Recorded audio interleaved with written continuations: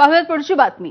बीडमध्ये काल ओबीसी आरक्षणाच्या संरक्षणासाठी महाएल्गार सभा देखील पार पडली आणि याच सभेमध्ये ओबीसी नेते छगन भुजबळांनी चांगलीच फटकेबाजी देखील केली। महाएल्गार सभेमधून छगन भुजबळ यांनी थेट सरकारला घरचा आहेर दिलाय।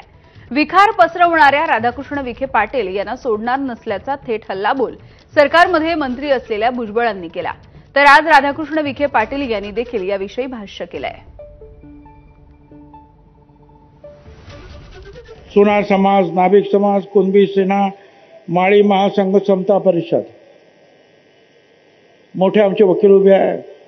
माझी खात्री आहे आम्हाला न्याय मिळाल्याशिवाय राहणार नाही, पण आम्ही दुहेरी लढाई लढणार आहोत। एक तर न्यायदेवतेकडे आणि दुसरा जो आहे रस्ता तर आमच्याच बापाचा आहे, लक्षात ठेवा।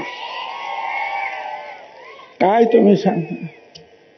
मला सांगता तुम्ही येऊ नका, आणि मगाशी सांगितलं, मला वाटतं हाक्याने सांगितलं, तो विखे कसा काय आला? विखे आला आणि सगळ्या महाराष्ट्रामध्ये विखार पसरवून गेला। एका मोठ्या नेत्यानं मला फोन केला विरोधी पक्षाच्या, की आम्ही जरंगेला त्या दरिंदेला भेटायला गेलो तर तुम्ही आमच्यावर टीका करता आणि तुमचे हे विखे पाटील कारण नसताना परत परत जातायत, तेव्हा तुम्ही का गप्प बसतात? मला त्यांना सांगायचं, आम्ही त्यांना सुद्धा सोडणार नाही, गप्प बसणार नाही।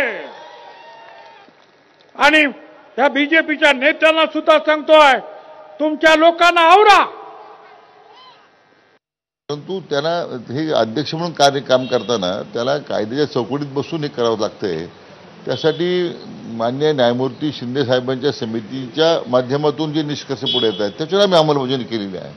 मला वाटतं एकदा मी स्वतः न्यायमूर्ती शिंदे साहेब, माननीय भुजबळ साहेब आम्ही एकत्र बसून मला वाटतं हा जो विसंवाद वाढत चाललेला आहे तो आम्ही दूर करू।